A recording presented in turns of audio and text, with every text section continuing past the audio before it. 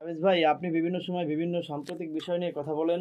সাম্প্রতিক একটা ব্যাপার, সেটা হলো যে মামুন গ্রেপ্তার হয়েছে লায়লার করা মামলায়। তো দেখলাম যে ধর্ষণ মামলা করেছে মামুনের নামে। আসলে এই ব্যাপারটা অনেক আগে থেকেই আলোচনা সমালোচনার ভিতর দিয়েই আমরা বিভিন্ন নিউজের মাধ্যমে দেখেছি। তো আপনিও দেখেছেন, আপনি একজন সাংস্কৃতিক লোক হয়ে এই ব্যাপারটাকে আপনি কিভাবে দেখেন? মানে ফেসবুকে মাঝে মধ্যে আমরা একটা টপিকস দেখি, যদি সাকিব খান চুমা দেয় সেটা হয় ভালোবাসা, আর মিসা সদাগর চুমা দিলে সেটা হয় দর্শন।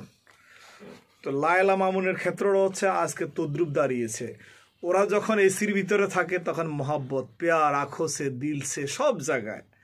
আর যখনই কোনো কারণে ধরো স্বার্থের মধ্যে হয়তো কোথাও লাগছে উল্টাপাল্টা এদিক সেদিক, তখন এই ভালোবাসা দর্শনে পরিণত হয়। এটা হচ্ছে তাদের কেমিস্ট্রি। এর আগে আপনার এই চ্যানেলে আমি একটা কথা বলেছিলাম, জাতি এদেরকে পাইলে যেখানে পায় সেখানে সর্বপ্রথম স্যান্ডেল দিয়ে পিটা উচিত। মানে চামড়া জুতা টুতা না, জুতা অনেক দাম, স্যান্ডেল দিয়ে হচ্ছে দুটোটার আগে পিটানো উচিত।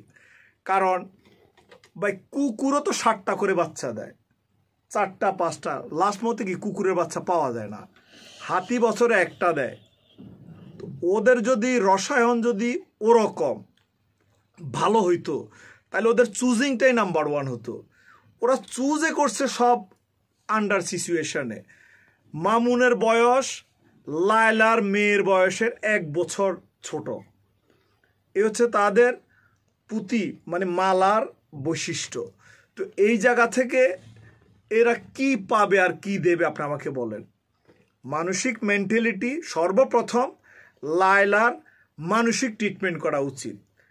কারণ সে কি জন্য এই আন্ডারগামী, মানে নিচের দিকে তার যাওয়ার কারণটা কি।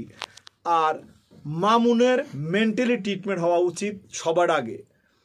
কারণ অর্থনীতির সাপোর্টের জন্য যদি সে লায়লাকে বেছে নেয় তাহলে মামুন গেইনার, আর লায়লা যদি ফেমের জন্য মামুনকে হাত ধরে সেও গেইনার। তো এখানে যেহেতু দুজনের রসায়ন হচ্ছে, একটা হচ্ছে অর্থনীতি আর একটা হচ্ছে পরিচিতি, তাহলে দুটার ব্যালেন্স হয়ে গেছে। এখন লায়লাও পরিচিত, মামুনও পরিচিত। যখন এই মামুনের কিছুদিন আগে সেলুন উদ্বোধন হয় প্রিন্স, তখনও তো লায়লা কি সুন্দর শুটেড বুটেড সেলুন মেকআপ মুকআপ করে, শুধু আমার মতো দাঁড়িয়ে ছিল না, নাহলে এটাও দাঁড়িয়ে হইলে ওটা সেলিব্রেট করতো। আঁচল দিয়ে মুখ মোছায়। হ্যাঁ, আঁচল দিয়া মুখ মোছা। তো সে আঁচল, এটা কি এখন ধরেন দর্শনের আঁচল হয়ে গেছে? দর্শিত এসব ফালতু মেন্টালিটি নিয়ে যেসব পুলিশ আজকে লায়লার পক্ষ নিচ্ছে, যেসব টেলিভিশন কাভারেজ করছেন, এখানে আমি মনে করি যে আপনাদের ভাবা উচিত।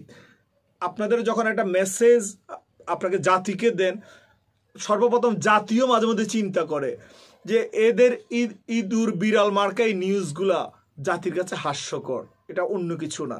আপনারা ভালোভাবে এটাকে প্রশাসনিকভাবে এটা ট্রিটমেন্ট করা উচিত। এই দুটোটা মানুষেরই আমি মনে করি এরা মানসিকভাবে ঠিক নেই। আচ্ছা, এরকম যদি হয় যে আসলে তারা সেলিব্রিটি হয়ে যাচ্ছে, যেমন লায়লা মামুনের সাথে একটা সম্পর্ক হওয়ার কারণে সে এখন অলরেডি সেলিব্রিটি, বিভিন্ন জায়গায় যে বিভিন্ন শপিং মল উদ্বোধন করতেছে, বিভিন্ন পার্লার উদ্বোধন করতেছে, এইটা যদি এইভাবে চলে আসে তখন আরও যারা ইয়ং জেনারেশন আছে, যারা পরবর্তী জেনারেশন আছে, তারাও তো এই পথ বেছে নিবে। আপনার কাছে কি মনে হয়? শোনেন, দুভাবে ফেমাস হওয়া যায়। এটা হচ্ছে আপনি ফেমাস হওয়ার পর জাতি আপনাকে শ্রদ্ধা ভরে স্মরণ করবে।